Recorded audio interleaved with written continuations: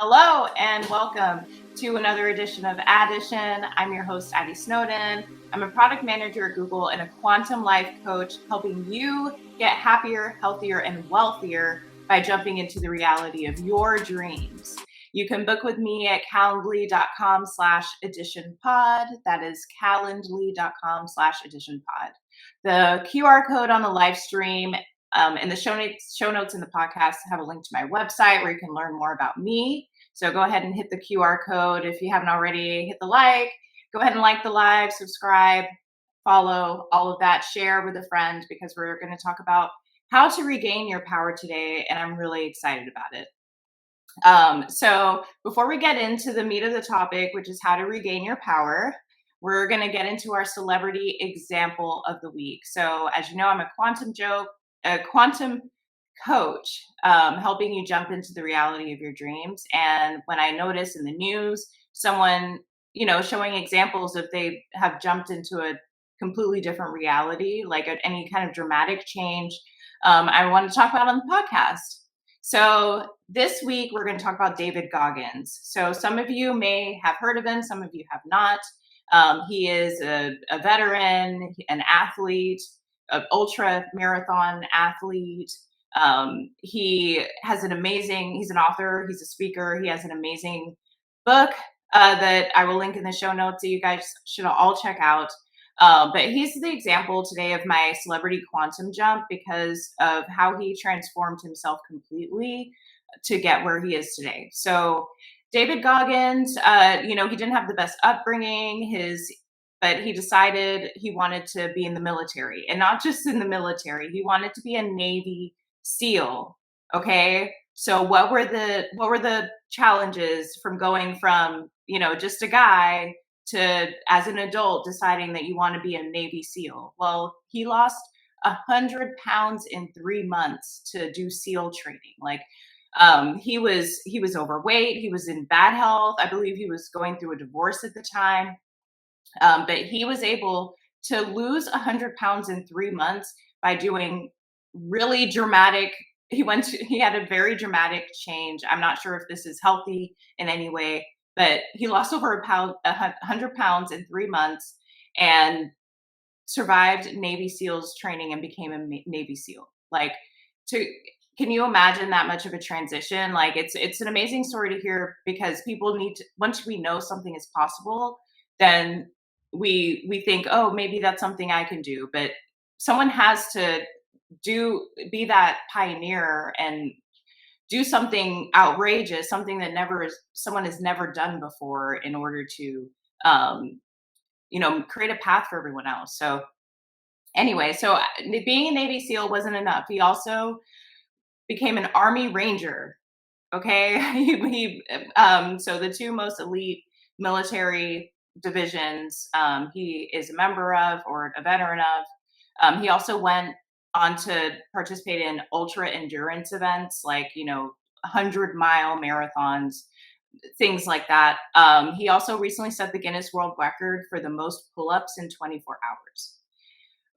So David Goggins, I'm going to link his book in the show notes. If you don't believe that you can change your situation, all you have to do is read David Goggins' story, and that will inspire and encourage you to think a little bit bigger about what you can achieve in your life. So that's the celebrity quantum jump of the week, and I hope you guys check out his book because it's really great. All right.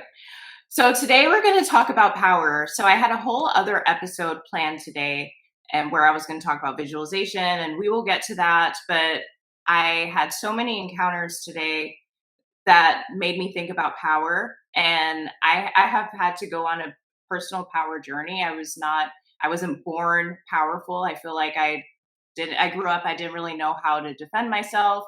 I was an easy target, for sure. I was a mark. I was an easy target. I've been in 3 fights and I got beat up all 3 times. I'm kind of a wimp. But over the years, I've had to learn how to regain my power. So there's no such thing as empowerment. There's a lot of people have women's empowerment conferences, how to be empowered workshop. there's no such thing as empowerment, because empowerment to me assumes that you don't have power, and we all have power. So this is about regaining your power, the power that we already have. We have may have willingly or unwillingly given it away to people, places, things, behaviors, activities. And so this episode, I'm going to talk about my power journey. And I'm going to tell you about how I got to the level of power that I have today, which for some of you, you may think that's not a lot. And for some of you, you may think it's a lot. It's all about perspective and about where you are in your personal power journey.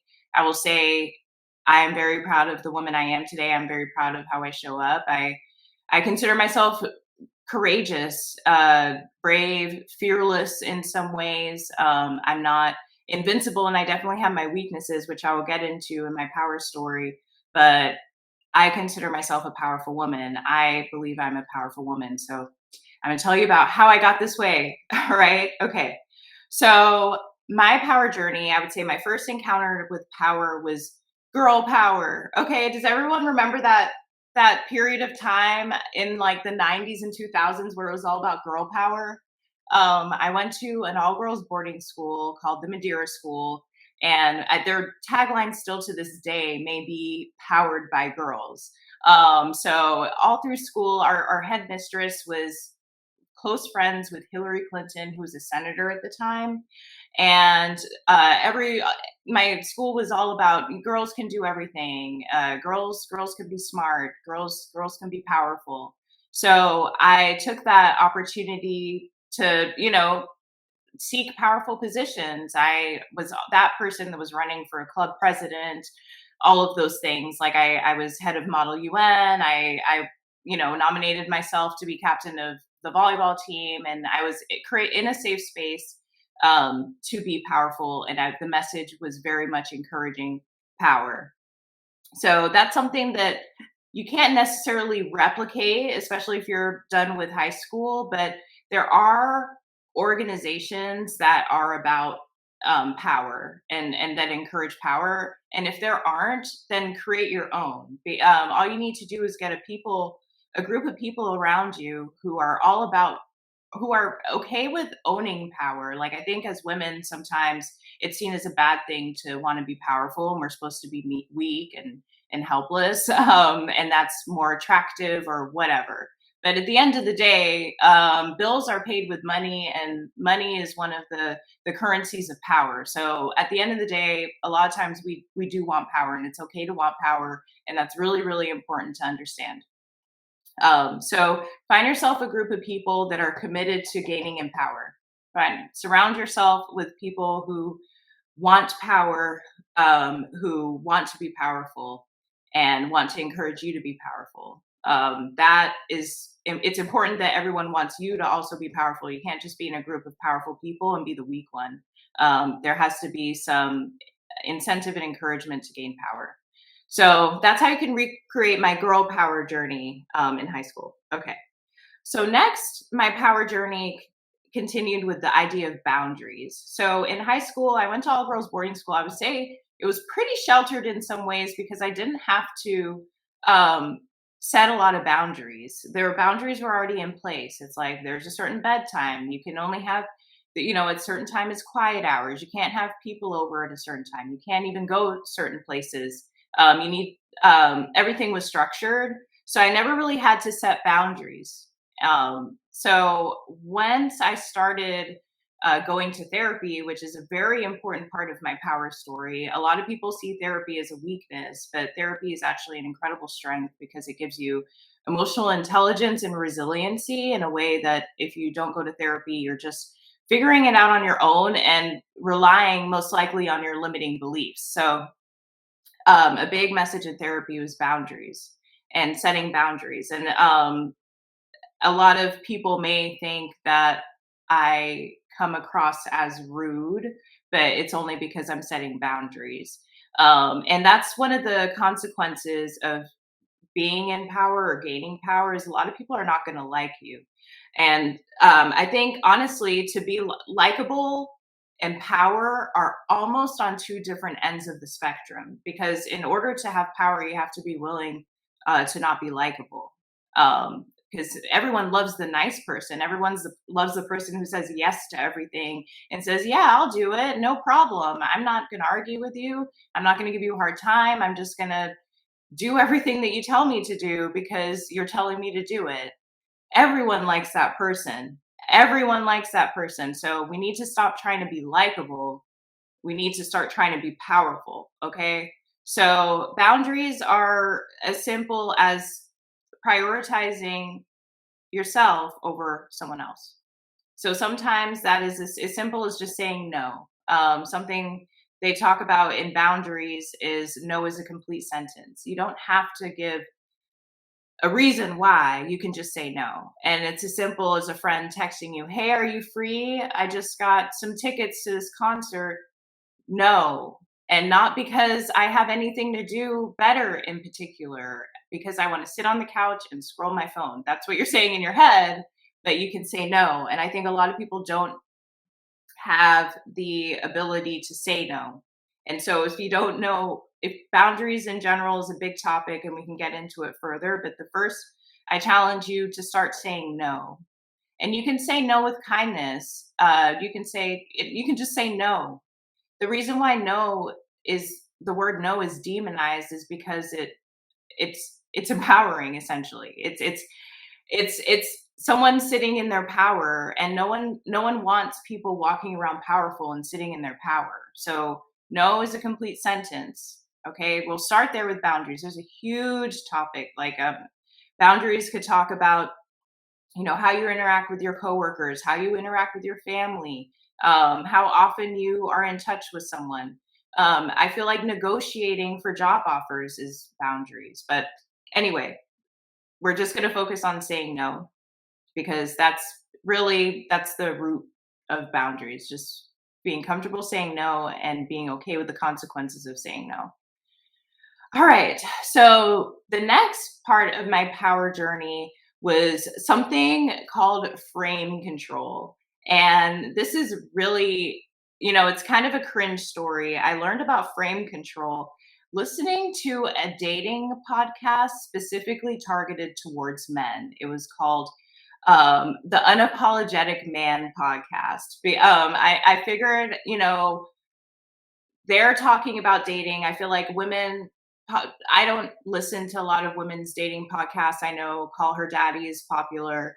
I got off Spotify years ago, so I don't listen to it. I know it's on, but I just don't feel like they're talking about the same stuff that men are talking about on dating podcasts. Long story short.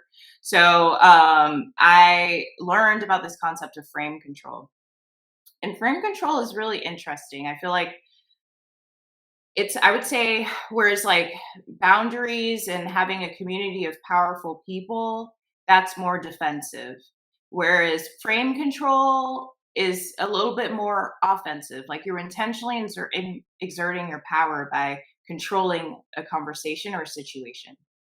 So an example of frame control, and there are books on this, and you can listen to the Unapologetic Man podcast if you want to hear it straight from him. He has a lot of episodes on frame control. But an example is, if let's say someone asks you a question like, "Hey, why'd you wear that shirt today?" A question that is obviously passive aggressive, or a question that is for the purpose of wanting you to feel bad about yourself or embarrass you. Someone like kind of bullying, in a way, but people talk to each other like this all the time. So it's like, okay, so why'd you wear that T-shirt today? An example of frame control is, the real question is, why did you wear that shirt today?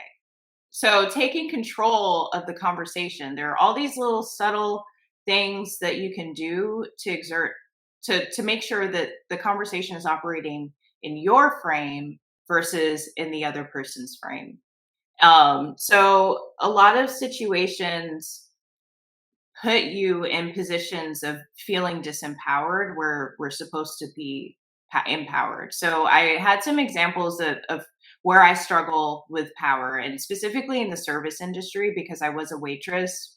I feel like I maybe adopted this idea that, because I was a waitress, I need to be overly kind to service workers because I was a waitress. And there's a difference between being overly kind and being a good customer. Like, I'm that person that was terrified of leaving a negative Google review, of leaving a negative Uber review. If the drive-through at McDonald's got my order wrong, I would just like eat the wrong order, as opposed to like avoiding. I would just be completely avoiding the situation, like, because I had no idea how to have control over the conversation. So frame control, the turning it around, and is pretty much the essence of it. And if I'm feeling defensive, if I'm being put on the defense, I need to immediately flip so the other person is on the defense.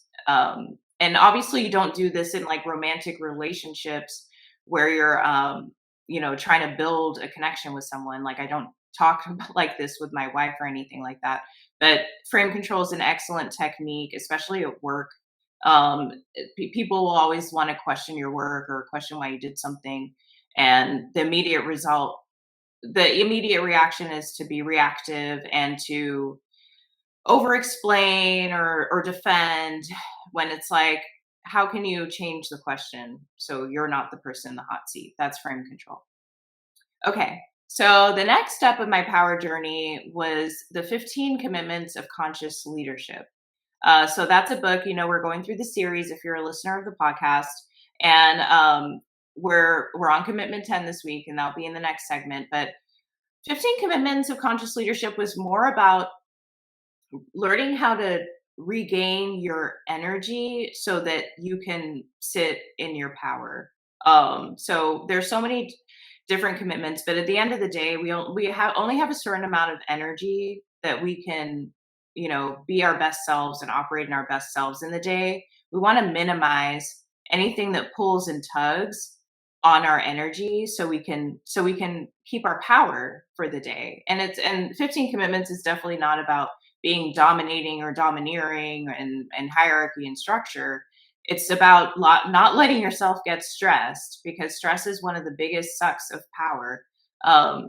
Stress and worry, jealousy, competition, all of these negative things that are really just a distraction. So 15 commitments helps you minimize really your ability to be affected by anything outside of yourself. Like, there's a concept in 15 commitments where things are no longer happening to me, they're happening for me. So I don't have to feel threatened if something is happening, because I know it's happening for me. So the 15 commitments of conscious leadership. Okay. And then last but not least, the 48 laws of power. So this book has been trending on TikTok, and I feel like it's a book that everyone has heard of, but never has read. So 48 laws of power. I will link a summary in the show notes, but that is an excellent book and a must read book.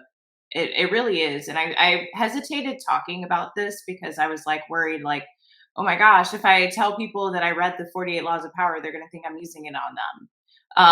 And the truth is, I probably am, honestly, because I'm okay with wanting to be powerful. And if you need to read the book yourself, and let's go head to head.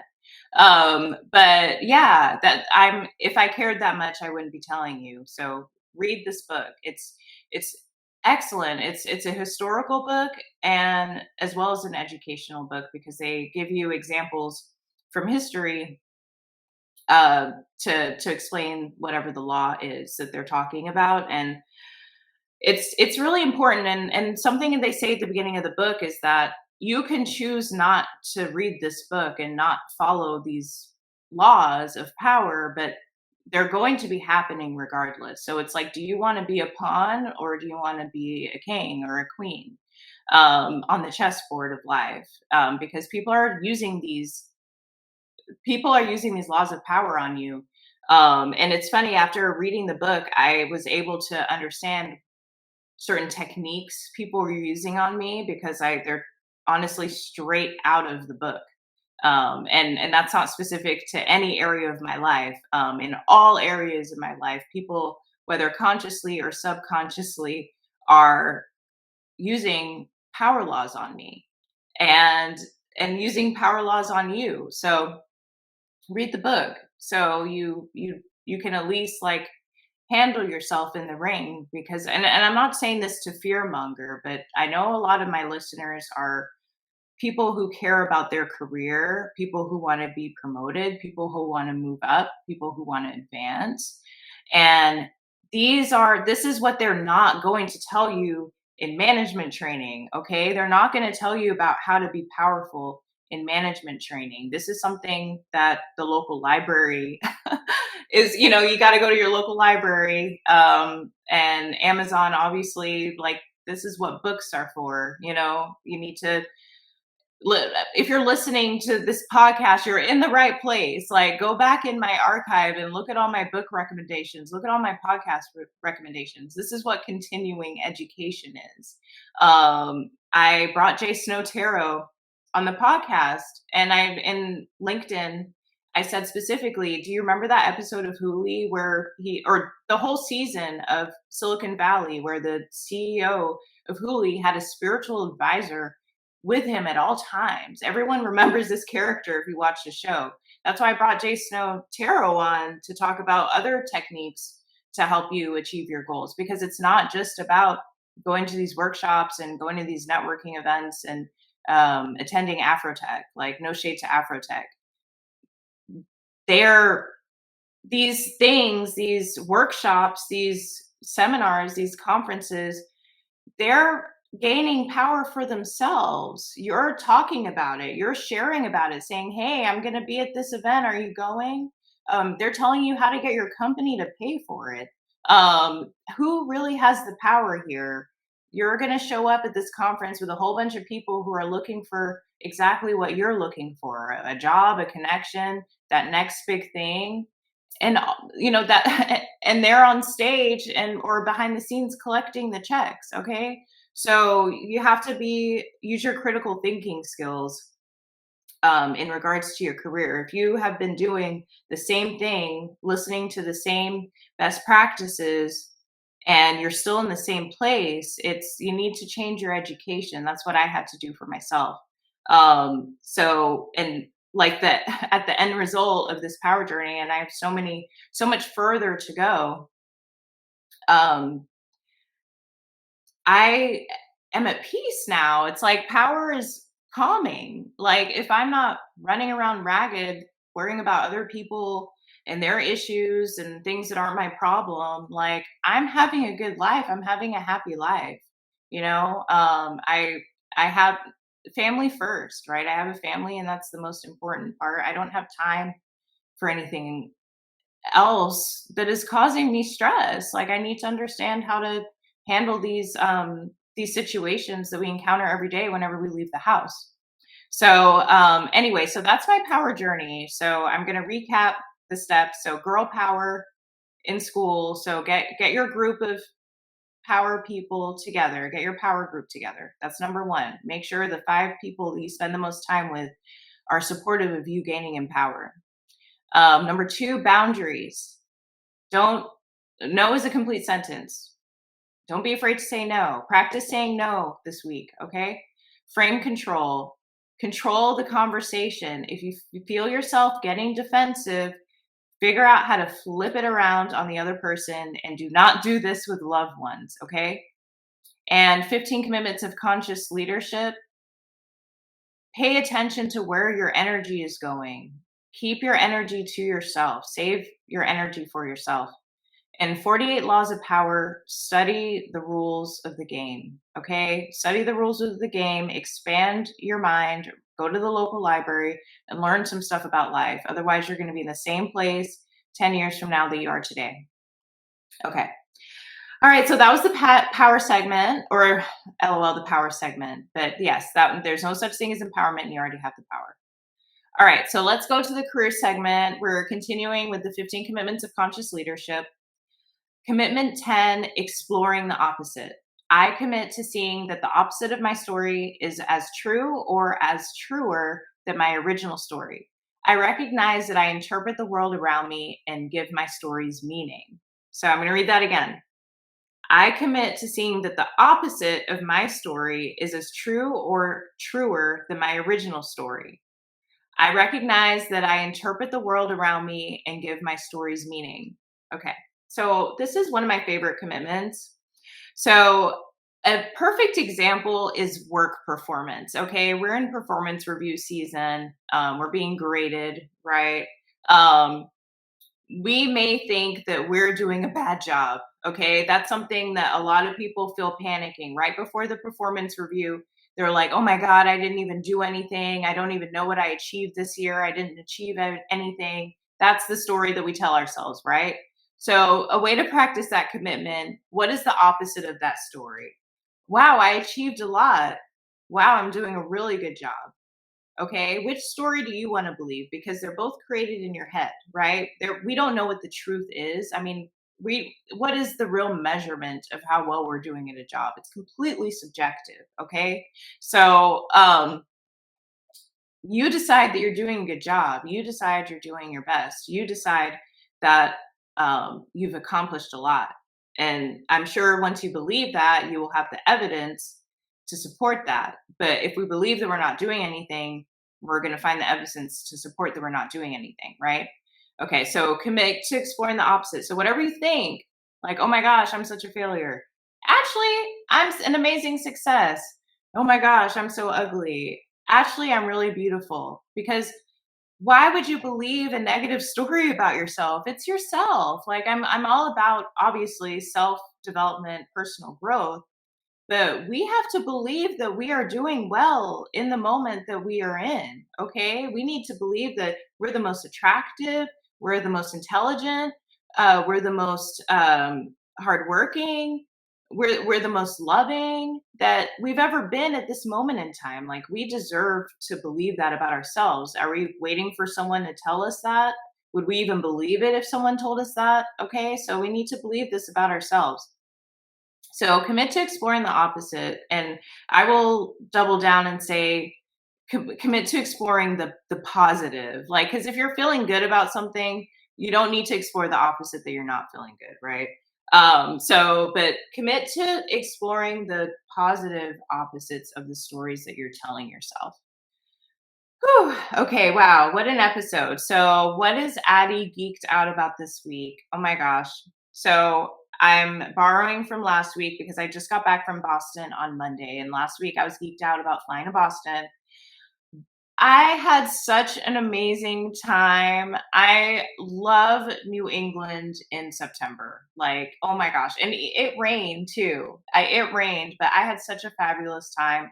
Got to have some good quality time with my wife and my brother.